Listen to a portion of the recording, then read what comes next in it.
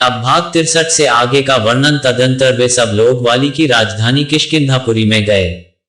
वहां पहुंचकर राम एक गहन वन में ठहर गए और सुग्रीव से कहा, तुम वाली को युद्ध के लिए ललकारो और निर्भय होकर युद्ध करो। राम के वचनों से उत्साहित होकर सुग्रीव ने वाली को युद्ध करने के लिए ललकारा। सुग्रीव के इस सिंहनाद को सुनकर वाली को अत्यंत क्रोध आया। क्रोधित वाली आंधी के वेग से बाहर आया और सुग्रीव पर टूट पड़ा। वाली और सुग्रीव में भयंकर युद्ध छिड़ गया। उन्मत्त हुए दोनों भाई एक दूसरे पर घूंसों और लातों से प्रहार करने लगे। श्री रामचंद्र जी ने वाली को मारने के लिए अपना धनुष संभाला, परंतु दोनों का आकार एवं आकृति एक समान होने के कारण वे सुग्रीव और वाली में भेद न कर सके।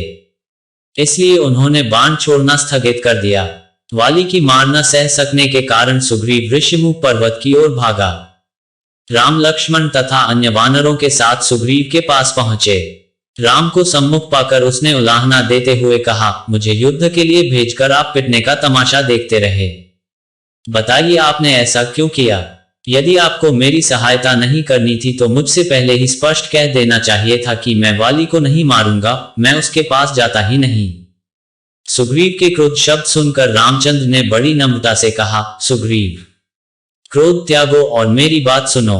तुम दोनों भाई रंग रूप, आकार, गति और आकृतियों में एक समान हो, अतः मैं तुम दोनों में अंतर नहीं कर सका और मैंने बाण नहीं छोड़ा।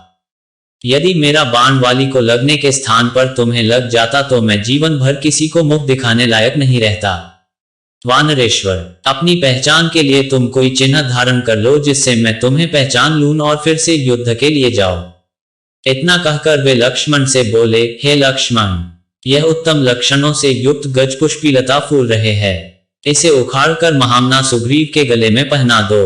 लक्ष्मण ने वैसा ही किया और सुग्रीव फिर से युद्ध करने चला। इस बार सुग्रीव ने दूने उत्साह से सिंहनाद करते हुए घोर गर्जना की, जिसे सुनकर वाली आंधी के वेग से बाहर की ओर दौड़ने को उद्यत हुआ। किंतु उसकी पत्नी तारा ने भयभीत होकर वाली को रोकते हुए कहा, हे वीरश्रेष्ठ, अभी आपका युद्ध के लिए जाना श्रेयस्कर नहीं है। सुग्रीव एक बार मार खाकर भाग जाने के पश्चात फिर युद्ध करने के लिए लौटा है। इससे मेरे मन में शंका उत्पन्न हो रही है। ऐसा प्रतीत होता है कि उसे कोई प्रबल सहायक मिल गया है और वह उसी के बल पर आपको ललकार रहा है। मुझे कुमार अंगद से सूचना मिल चुकी है कि अयोध्या के अजेय राजकुमारों राम और लक्ष्मण के साथ उसकी मैत्री हो गई है। संभव है वे ही उसकी सहायता कर रहे हों। राम के पराक्रम के विषय में तो मैंने भी सुना है। वे शत्रुओं को देखते देखते धराशायी कर देते हैं। यदि वे स्वयं सुग्रीव की सहायता कर रहे हैं तो उनसे लड़कर आपका जीवित रहना कठिन है। इसलिए उचित यही है कि इस अवसर पर आप वैर छोड़कर सुग्रीव से मित्रता कर लीजिए, उसे युवराज पद दे दीजिए। वह आपका छोटा भाई है और इस संसार में भाई के समान हितैषी कोई दूसरा नहीं होता। उससे इस समय मैत्री करने में ही आपका कल्याण है। तारा के इस प्रकार समझाने वाली ने कहा, वरान ने, मैं सुग्रीव की ललकार को सुनकर कायरों की भांति घर में छिपकर नहीं बैठ सकता और न ललकारने वाले से भयभीत होकर उसके सम्मुख मैत्री का हाथ ही बढ़ा सकता हूं। श्री रामचंद्र जी के विषय में मैं भी जानता हूं। वे धर्मात्मा हैं और कर्तव्य को समझने वाले हैं। वे पाप कर्म नहीं कर सकते। तुमने मेरे प्रति अपने स्नेह एवं भक्ति का प्रदर्शन कर दिया।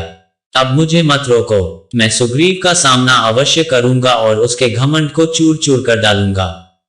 युद्ध में मैं उससे विजय प्राप्त करूंगा मगर उसके प्राण नहीं लूंगा। ये कहकर वाली सुग्रीव के पास पहुंचकर उससे युद्ध करने लगा। दोनों एक दूसरे पर घूंसों और लातों से प्रहार करने लगे। जब राम ने देखा कि सुग्रीव की शक्ति क्षीण होते जा रही है तो उन्होंने एक विषधर सर्प की भांति बाण को धनुष पर चढ़ाकर वाली को लक्ष्य करके छोड़ दिया। टंकार ध्वनि के साथ वह बाण वाली के वक्ष में जाकर लगा, जिससे वह बेसुध होकर पृथ्वी पर गिर पड़ा। इसके आगे का वर्णन अगले भाग में। रामायण के सभी भाग सुनने के लिए हमारे चैनल को सब्सक्राइब करें।